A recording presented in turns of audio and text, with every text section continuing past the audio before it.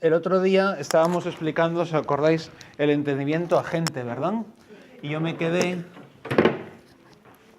La idea principal es que para Aristóteles hay dos entendimientos, que no tiene por qué ser entendido como dos entendimientos, dos realidades diferentes, sino como dos aspectos o dos potencialidades, mejor dicho, bueno, pues dos dimensiones del mismo entendimiento, ¿no? Que es a la vez agente y posible.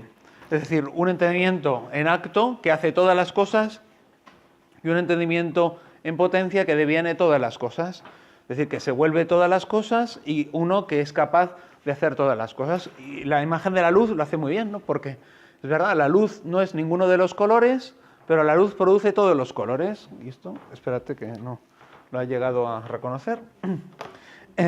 La luz no es, en principio, la luz blanca para cualquiera, ¿verdad? Sobre todo para una mentalidad precientífica o pre-newtoniana, como queráis, sobre la luz. Y es la luz no es ninguno de los colores, la luz blanca no es ni roja, ni verde, ni amarilla, pero es capaz, a través de su acción sobre las cosas, de sacar de ellas el rojo, el verde, ¿verdad? La luz del sol, que es blanca, se refleja en una mariquita y saca el color rojo. Se refleja en un cocodrilo y saca el color verde.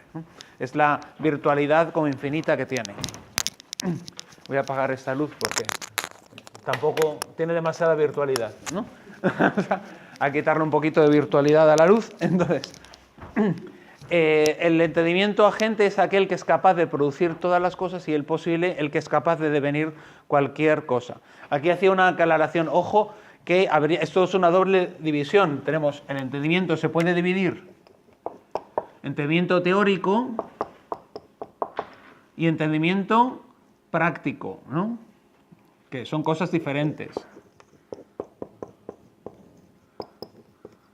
Es una división diferente. Aristóteles a veces habla de un entendimiento práctico, que es el entendimiento en cuanto que lo usamos para después, a raíz de eso, actuar, ¿no? O sea, nosotros a veces no solamente pensamos en cómo son las jirafas y los elefantes, sino que a veces nos planteamos qué voy a hacer yo mañana o cómo voy a ir a casa hoy. ¿Voy a ir en metro o voy a ir en autobús? Ese tipo de pensamiento que también se hace con la inteligencia, ¿no? Porque nosotros no tenemos instintos, tenemos que pensar en la verdad que hay oculta en las acciones. Bueno, pues eso es un uso práctico del entendimiento, es un entendimiento práctico. Esto es una división diferente de este otro entendimiento, que en realidad es fundamentalmente para entender el entendimiento teórico. Es la diferencia entre el entendimiento agente y el entendimiento posible. Ojo que en algún manual a veces traducen esto como entendimiento paciente, pero no es lo mismo. A veces lo llaman entendimiento agente y dirías que lo otro, pues paciente, agente. Digamos que es la combinación que uno diría, ¿no? Como activo-pasivo, ¿no? Pues no es así. La palabra que usa Aristóteles es poietikos, o sea, que es un entendimiento que actúa, que produce, y un entendimiento que es posible, es decir, que es capaz de devenir en otra cosa distinta, que es capaz de volverse otra cosa distinta. Pero no es paciente, porque la palabra paciente aparece solamente una vez al final. Esto es lo más divertido de esto, es que es complicadísimo, no hay quien lo entienda, y Aristóteles solamente le dedica un capítulo en toda su obra. Es que agárrate. O sea, luego tienes páginas y páginas y páginas sobre los tipos de cuernos que tienen los animales, tipos de orejas, cómo tienen las pezuñas los animales. Eso, todas las páginas que quieras. Pero sobre el entendimiento agente, que es lo que más nos preocupa a nosotros, solo tienes un parrafito, que es el capítulo, si no recuerdo mal, el quinto del libro tercero del Tratado sobre el alma de Aristóteles. Y ahí está todo. Es un parrafito en el cual aparece varias veces mencionado, sobre todo, el entendimiento posible, se nos habla de un entendimiento que hace todas las cosas, y al final del capítulo quinto aparece un entendimiento que se llama pathetikos, ¿no? Esto es una pathetikos, ¿no? Sería la traducción, el nombre griego, pathetikos, es decir, paciente, ¿no? Que padece, uno que sufre como pasiones. Pero el problema es que este entendimiento paciente a veces se lo identifica con el entendimiento posible, pero no puede ser identificado. ¿Por qué no? Porque en el capítulo anterior, en el capítulo 4, si no recuerdo mal la numeración, antes de hablar del entendimiento agente, Aristóteles ha dicho que el entendimiento posible es imperecedero, es algo que está separado del cuerpo y que por lo tanto por su propia naturaleza es inmaterial. Después se nos habla del entendimiento agente y se nos dice que es también imperecedero, separado del cuerpo e inmaterial, ¿no? Y después, entonces, todos diríamos una cosa espiritual. Lo separado para Aristóteles es la manera de decir espiritual. No, Aristóteles no dice espiritual. La palabra espiritual la hemos inventado como nosotros, posteriormente. Espiritual en español traduce la palabra griega neumático, neumáticos, espiritual, es decir, del espíritu, ¿no? Pero eso, o si acaso, sería mental en el mundo de Aristóteles. Y entonces sería redundante, porque mental es lo mismo que noético. Mental traduce literalmente la palabra noetikos, que es la palabra para entendimiento también, ¿no? Entonces, lo que quiero decir espiritual, pues, sin embargo, tú coges a Santo Tomás de Aquino, a San Buenaventura, te dicen spiritualis y estás sabiendo que está una cosa, que es spiritualis, está separado de la materia, ¿no? Porque es así, no puede haber algo espiritual que no esté separado de la materia. Y eso deberíamos entenderlo también en un filósofo moderno. Pero en Aristóteles todavía no está ese lenguaje. Se habla de separado en el sentido de separación de la materia, ¿no? El entendimiento posible es separado de la materia. Y el agente también. ¿Y por qué el posible es separado de la materia? Porque puede devenir todas las cosas. Las cosas que están con la materia solo pueden devenir alguna cosa, ¿no? Es verdad que el elefante se puede convertir en cadáver de elefante, pero no se puede convertir en hierro así como así. En teoría sí, ¿no? En último término, si tú sigues una serie de procesos físicos, lo puedes convertir en hierro, ¿no? Es una serie de procesos para Aristóteles que serían posibles, pero no es inmediatamente posible, ¿no? Lo que está ligado a la materia está ligado a una serie de condiciones fácticas que lo limitan, mientras que el entendimiento está separado y por eso puede llegar a estar en vinculación con todas las cosas. Es algo que nota Aristóteles. Si yo puedo pensar todas las cosas es porque lo que hago con el pensamiento no está ligado a la materia, a lo físico. Es un cambio no físico, dice Aristóteles. Por eso nos dice que tanto el agente como el posible son inmateriales, separados y en ese sentido de suyo inmortales, ¿no? Sin embargo, al final del capítulo 5 aparece que, bueno, pero hay un entendimiento que con el tiempo se degrada, ¿no? Y por eso cuando envejecemos o cuando nos morimos, según cómo se interprete el texto, llega un momento en el que ya no se recuerda, porque ese entendimiento se corrompe. Y ese entendimiento lo llama Aristóteles en ese pasaje pacéticos. Pero a raíz de esto ha salido toda una teoría de algunos intérpretes, no de Aristóteles, sino de intérpretes de Aristóteles, que decían que el hombre tiene una inteligencia que se muere con el cuerpo. Y, sin embargo, el hombre durante esta vida está vinculado con algo que no se muere con el cuerpo, que es el entendimiento agente, que es una especie de Dios que influye en tu inteligencia cada vez que piensas. Pero en el fondo tú te mueres y el Dios sigue vivo porque ese no eres tú, es otro ser, un Dios que influye en tu inteligencia, ¿no? Pero a mí me parece no solo que se puede interpretar de otra manera como otros intérpretes como Santo Tomás de Aquino han hecho, sino que es más correcto interpretar lo que dice Aristóteles como una referencia a otra cosa diferente. Está hablando de que tanto el posible como el agente, es decir, todo lo que es nuestra vivencia intelectual, es separada, es algo de otra índole, está separado por el cuerpo y de suyo, pues está hecho para vivir más allá del cuerpo, porque está ya incluso en esta vida como más allá del cuerpo. Ahora bien, que al final diga que una cosa que se llama nous patheticos se corrompe, tiene que ser entendido como una referencia a otra cosa. Y eso es como lo ha interpretado, por ejemplo, Santo Tomás, se dice aquí ese nous patheticos se refiere a Aristóteles no propiamente al entendimiento, sino a otra facultad que sería, por ejemplo, la cogitativa, que se la llama inteligencia por extensión. Buenas. Es decir, un tipo de capacidad cognoscitiva que es elevada, que es como intuitiva, pero que no es sin más la inteligencia que nos permite entender, ¿no? Y esto no te digo, pues eso es como traer las cosas por los pelos. No es traerla por los pelos porque hay otros contextos en los que inequívocamente se está refiriendo Aristóteles a funciones psíquicas inferiores y sin embargo las llama también nous. Utiliza la palabra nous mente o incluso inteligencia para hablar de, por ejemplo, la imaginación, ¿no? Dices, pero bueno, la imaginación está por debajo del nous. Bueno, no. O sea, sí, pero es que una cosa es el nous en sentido estricto y luego, por extensión, se llama nous a otro tipo de actos cognitivos que son de suyo inferiores. No sé si esto se entiende. Es como cuando nosotros, por extensión, decimos, ¿ves que 2 más 2 son 5? 2 más 2 son 4. ¿No? ¿Ves que 2 más... ¿Lo estás viendo o no lo ves? ¿No? Lo entiendes y sin embargo lo llamamos ver, ¿no? Pues algo parecido puede pasar cuando estamos usando, podríamos llamar entender algo que solamente lo vemos, ¿no? ¿Entiendes que está esto encima de la mesa? No, no es algo que lo entiendas, es que lo ves, ¿no? Me explico. Entonces, podemos usar, de hecho Aristóteles lo hace, utiliza nous para hablar de funciones inferiores. No sé, a mí me parece que por una frase no podemos destruir todo lo anterior. Todo el rato he estado diciendo que el nous posible es algo que es espiritual, que está separado de la materia y que es algo de una índole diversa. Ahora no puede ser que lo que aparezca al final venga a acabar con todo lo que he dicho antes, todo el discurso anterior, ¿no?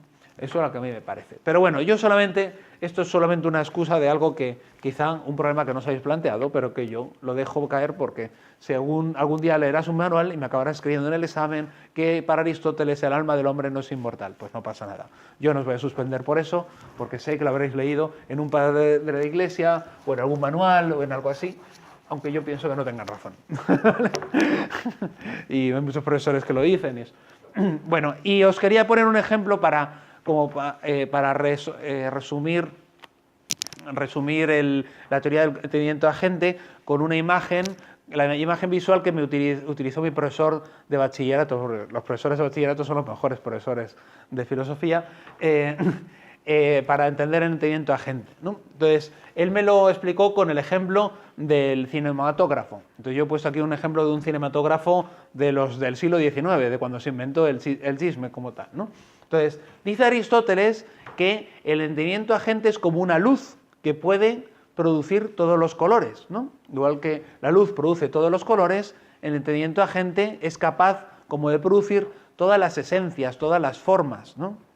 Igual que la luz puede dar rojo y verde, el entendimiento agente puede dar de sí tanto, no sé, el pez como el elefante, ¿no? O la nube. Todas esas esencias están como precontenidas en esta luz del entendimiento agente. Y luego necesitamos, por eso aquí tenemos un foco de luz, que es la lámpara que aparece aquí a la izquierda.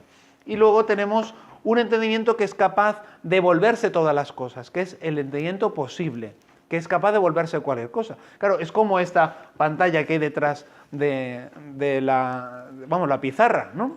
Una pizarra puede servir para escribir sobre ella el Quijote, para escribir sobre ella una clase de matemáticas, una clase de filosofía. Igual que se puede proyectar en una pantalla una película de ciencia ficción, o de acción, o de amor, o de lo que sea, ¿verdad? Porque la pantalla no te obliga, no te da el contenido. Lo que te da es como una plataforma sobre la cual proporcionar y ofrecer contenidos a la vista, ¿verdad? Pues eso es el entendimiento posible. El entendimiento posible es como una especie de pantalla en la cual puede ser proyectada cualquier película, ¿no? Entonces, ya tenemos los dos elementos que necesitamos, la luz y la pantalla. Ahora bien, ¿qué diferencia hay entre ver una película u otra? ¿En qué se nota la diferencia? ¿Dónde estriba toda la diferencia? En la pantalla no, ni en la luz tampoco. Son las mismas siempre. ¿Dónde está la diferencia?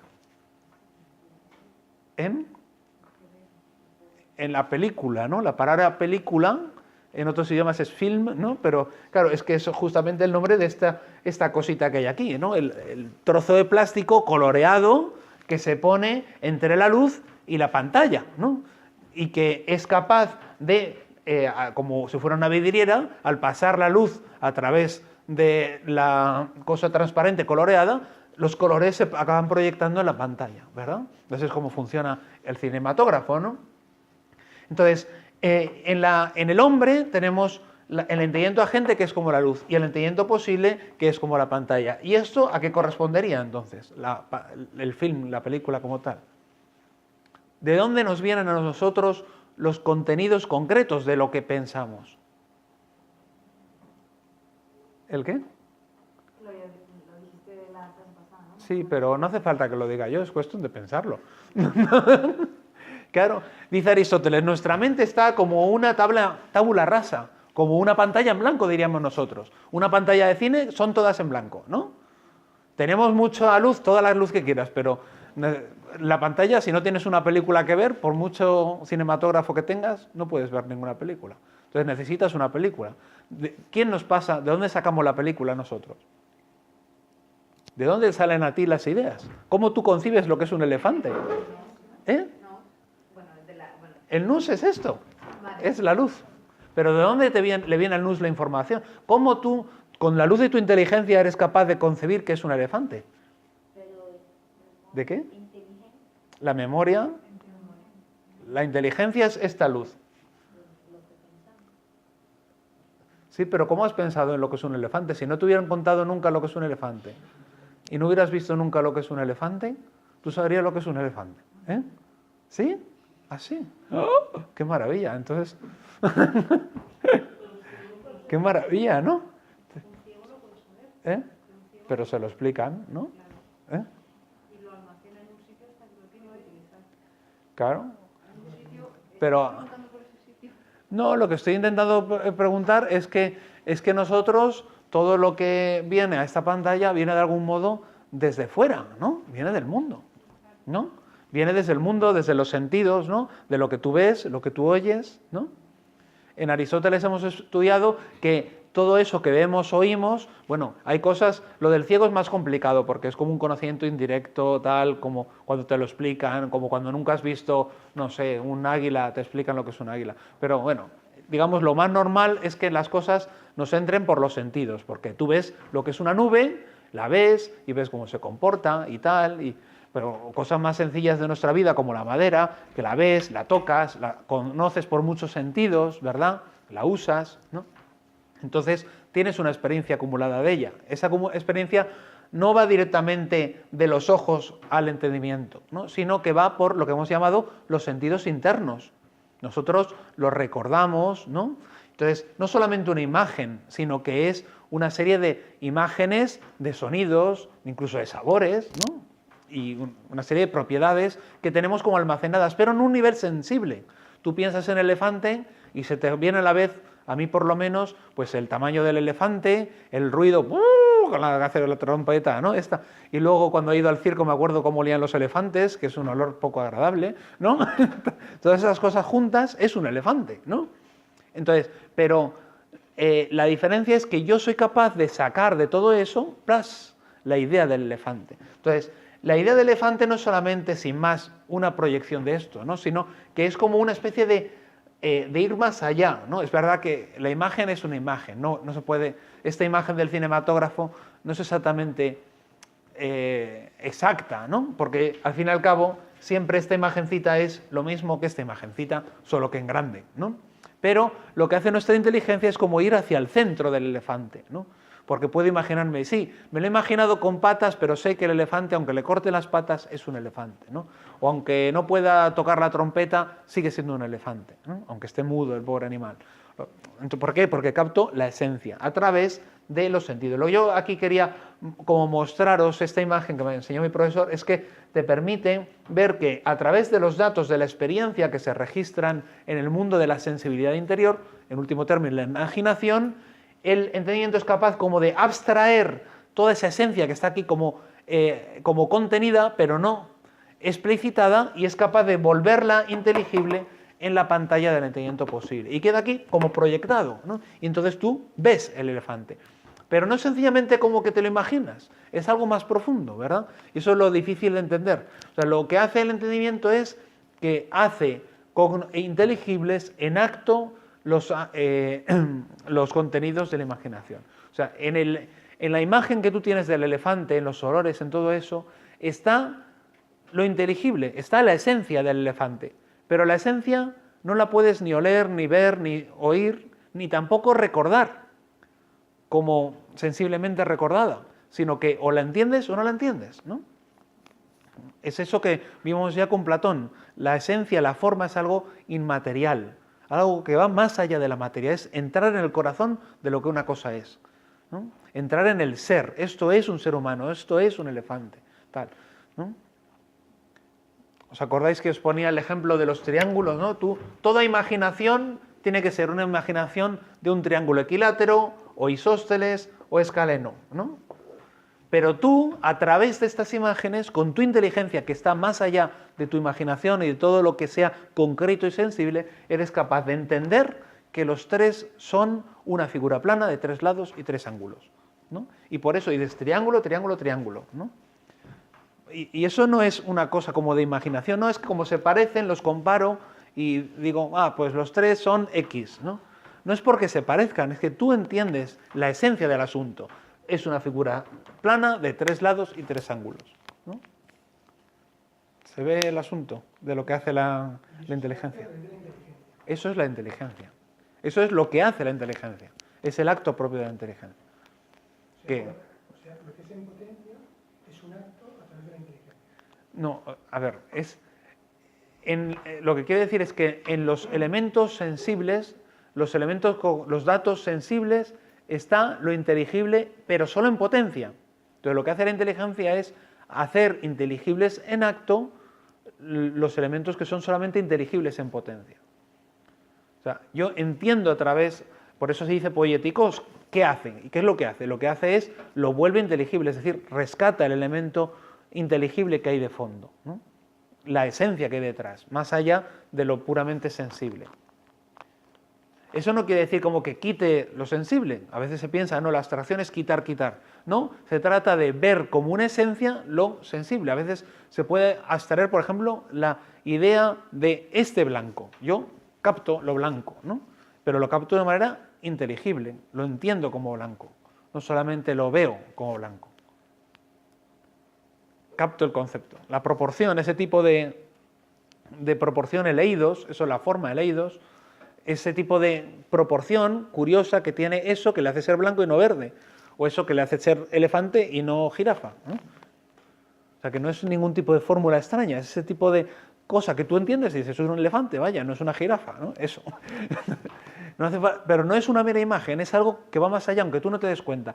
Y además, no te das cuenta ¿por qué? Porque según la tesis de Aristóteles, no se puede pensar sin una imagen. Siempre tenemos que pensar con una imagen, ¿no? O sea, no puedes tener nunca la idea pura sin la imagen, sino que siempre tienes que estar usando, digamos, de films, porque si no, no eres capaz de reconocer, digamos, el color, los colores sin más, ¿no? O sea, el asunto es, la película sola le falta luz, ¿no?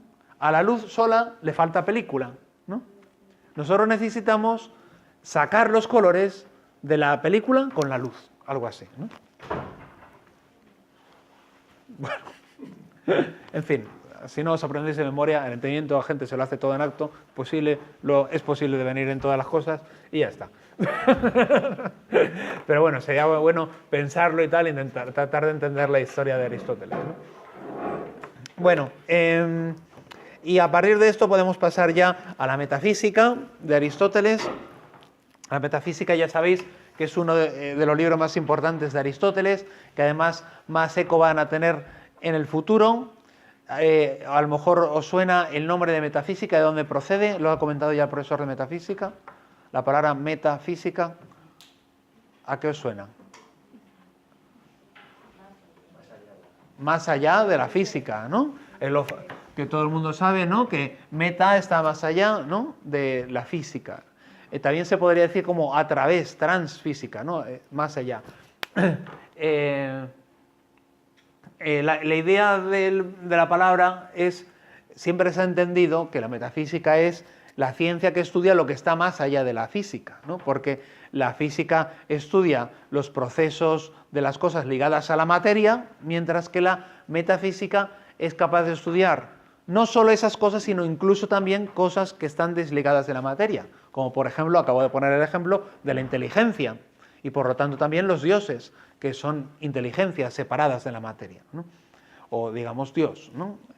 Dios monoteísta.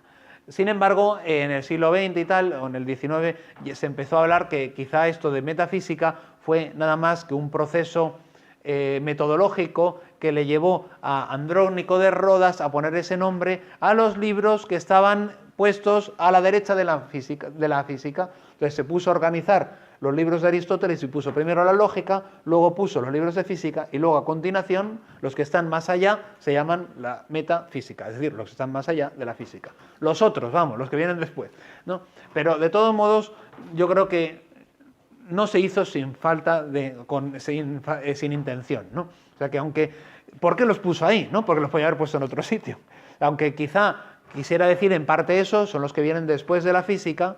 Él sabía, como ya lo había dicho Platón, que este tipo de conocimiento de lo que es inmaterial se estudia después de haber estudiado la física. Y además el mismo Aristóteles te va a decir que es así como se debe proceder. Se debe proceder de lo más conocido a lo menos conocido. ¿Tú qué conoces mejor? ¿Las margaritas o los ángeles? No sé. Yo por lo menos me encuentro con más facilidad margaritas en mi vida que ángeles, ¿no? Es un tipo de cosa mucho más asequible y tal, y a margarita puedes contar los pétalos y tal, ¿no? Si el ángel tiene plumas no puedo contar las plumas así de fácil, ¿no? Entonces, lo normal es partir de lo más fácil a lo más difícil. Entonces, primero hablamos de, pues eso, de las orejas de los animalitos y ya así eso llegaremos a Dios al final, ¿no? Entonces, el proceso que dice el mismo Aristóteles en la física. Entonces, bueno, pues tampoco hay que relativizar esta historia. Andrónico de Rodas es un aristotélico del siglo, no sé si 1 antes de Cristo o 1 después de Cristo, cuando se empezaron a hacer un esfuerzo de recopilar las obras de Aristóteles. Creo que es 1 antes de Cristo. Bueno, Aristóteles a esta ciencia que estudia en los tratados de metafísica, os dije que eran 14 libros, cuando os hablé de la obra de Aristóteles, son 14 libros que son un poco independientes, pero que parece que fueron recopilados, ¿verdad? Y ya sabéis que se empieza a contar por alfa, luego alfa elatón, luego beta, ¿verdad? Gamma, porque tenemos 2 alfa, ¿verdad? Alfa mayúscula y alfa minúscula. Estos 14 tratados parece Aristóteles designarlos a todos como tratados de filosofía primera, ¿no? Ya sabéis que para Aristóteles lo primero tiene un carácter importante, ¿no? Lo primero no es solamente lo que es anterior según el tiempo, ¿no?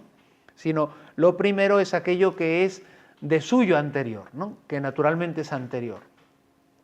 Es como si dijéramos, es verdad que el niño es primero que el adulto, ¿no?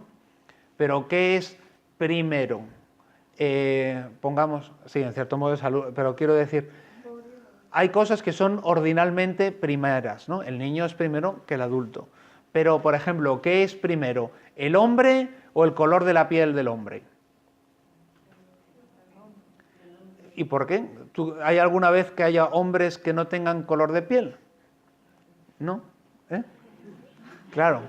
Pero ¿por qué os parece mejor primero? ¿No? Porque, claro, si en el momento en el que hay un hombre, tendrá que tener algún color de piel, ¿no? Entonces, son simultáneos, ¿no? En el fondo, el color de la piel y el hombre, ¿no? Que tiene un color de piel. Pero, ¿por qué es anterior? Porque el hombre es aquello que hace que tenga piel y tenga color, ¿no? Si no hay hombre, pues no puede tener color de piel, ¿no? Entonces, es primero en el orden del ser, ¿no? Lo primero es lo que vale más, por así decir, lo que es más consistente, ¿no? No solamente es lo primero porque es anterior, primero una cosa, luego otra, ¿no? Entonces, aquí primero quiere decir eso, no es tanto que viene una primero, otra después, sino primero es la que vale más, la que es más filosofía, ¿no? Eso es lo que viene a querer decir. ¿Qué es primero? Pues es primera filosofía aquella que es más filosofía, la que atiende a los asuntos de la filosofía más propiamente. Y ahora vamos a ver por qué, ¿no? Aristóteles la define de diferentes maneras en estos libros y la principal definición, que es la que los autores suelen además considerar principal, es que es el tipo de estudio, la investigación del ente en cuanto ente, ¿no? La metafísica es el estudio del ente en cuanto que ente, ¿no?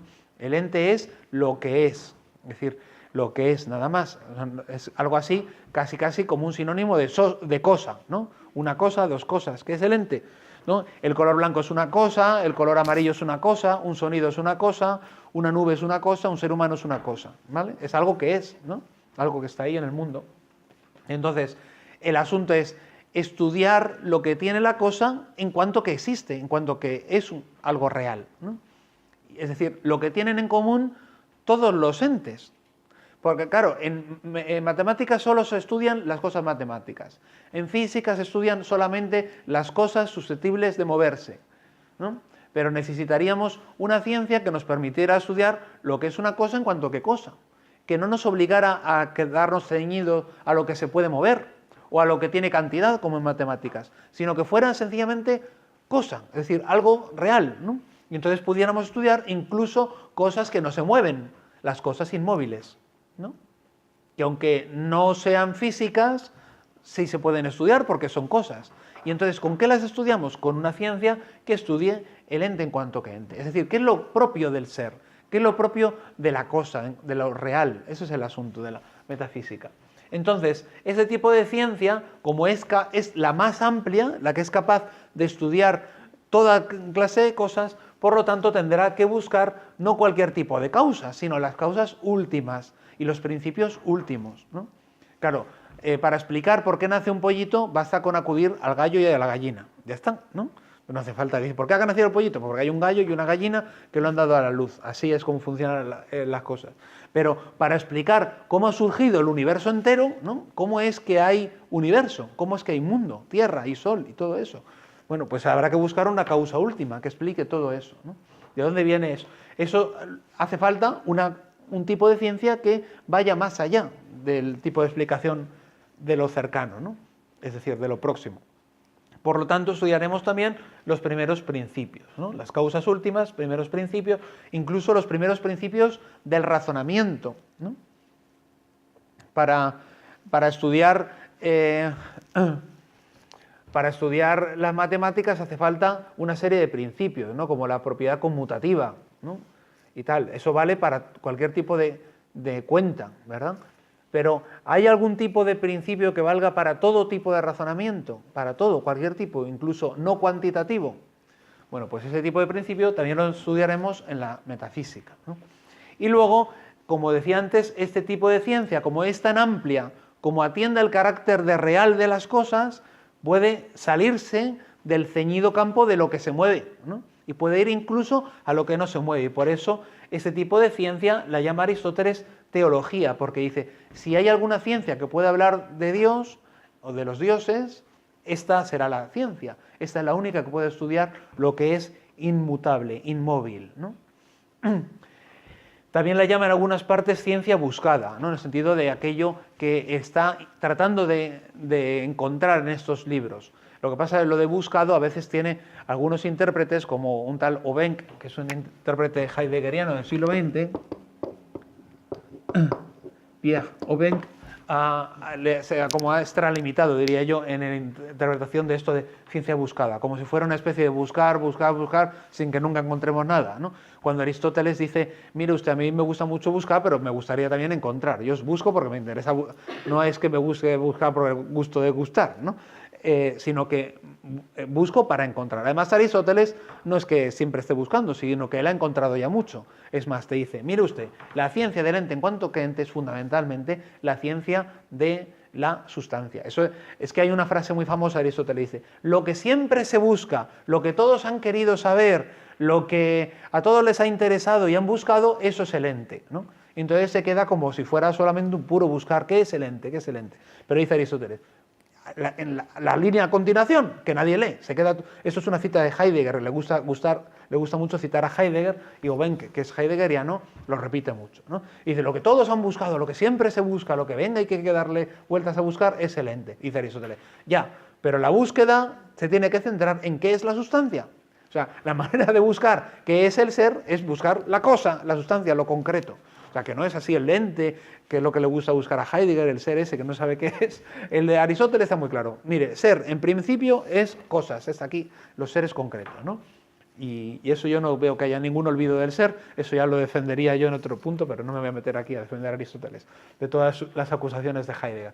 Pero lo que quiero decir es que esto de buscar tampoco hay que darle, pues, una retórica excesiva. Y luego la famosa de sabiduría, ¿no? También le llama Aristóteles en el libro Alfa, en el primer libro de la metafísica, llama a este tipo de conocimiento sabiduría. ¿Por qué? Porque la sabiduría es el tipo de conocimiento propio de los principios últimos. Y además es un tipo de conocimiento totalmente teórico, es decir, que no sirve para nada. Y cuando explica qué es sabiduría en el libro de la Ética a Nicómaco, nos expone el ejemplo de los sabios antiguos. Fijaros, os voy a explicar lo que es un sabio. Un sabio no es aquel que te dice muy bien cómo ganar una guerra o cómo hay que conseguir ganar más dinero. Eso es un hombre fronimos, un hombre prudente. El sabio es un hombre como Tales y Anaxágoras, que son hombres que sabían mucho de las estrellas y de las cosas más sublimes y maravillosas y divinas, pero que no eran capaces de atender a las cosas prácticas. Eso es un sabio. El sabio es el que estudia lo inútil, el saber de lo inútil. Y por eso el ejemplo paradigmático de la sabiduría de Tales es esa anécdota que iba Tales mirando las estrellas ahí, oh, fíjate, Venus y tal, y entonces se cayó un pozo, ¿verdad? Y una esclava dijo, ah, fíjate, Tales, que mira las estrellas, pero no es capaz de ver el suelo que pisa, ¿no? Bueno, pues eso es un sabio. El sabio es el que mira las estrellas, no el suelo que pisa. El sabio es el que busca saberes sublimes, pero que no son prácticos, solamente sirven por ellos mismos. ¿Para qué sirve mirar la luna? ¿Qué sirve? ¿Te vas a subir el sueldo por mirar la luna? No. Pero es bonito, merece la pena por sí mismo. ¿Para qué mirar la luna? Porque me gusta, ¿no? ¿Para qué sirve ver el fútbol? Pues porque te gusta, ¿no? A la gente que le gusta, a mí no me gusta, pero bueno, yo miraría mejor un cuadro de Caravaggio. ¿Para qué ves a Caravaggio? No me dan más sueldo por mirarlo, ¿no? Pero miras a Caravaggio y es una maravilla. ¿Para qué escuchas a Beethoven? Pues esas cosas que tienen razón de fin, es lo que pasa con la filosofía. ¿Para qué hacemos filosofía? Pues porque es lo mejor que hay que hacer. No se me ocurre nada mejor que hacer filosofía.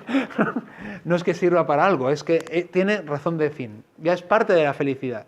Ya veremos después cuando hable de la ética. Bien, ¿alguna cuestión sobre estas cosas? Vamos a quitar Obenk. Seguimos. Bien.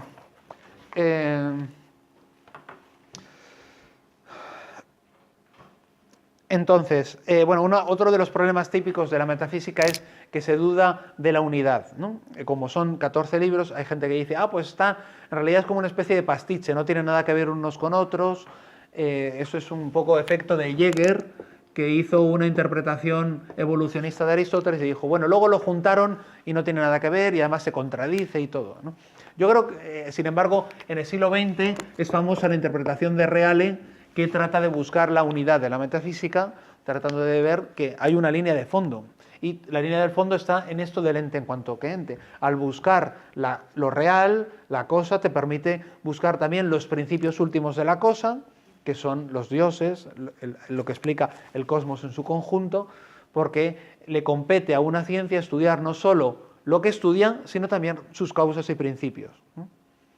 Entonces, al estudiar esa cosa también estudias las causas y los principios, ¿no? Como para explicar a los animales, no solamente estudias pues si el animal se nutre o ve o es capaz de desplazarse, sino que buscamos los principios. ¿Por qué se nutre? ¿Por qué ve? Porque tiene alma. El alma es el principio de la vida, ¿no? Tengo que buscar también los principios para poder explicar la cosa, ¿no?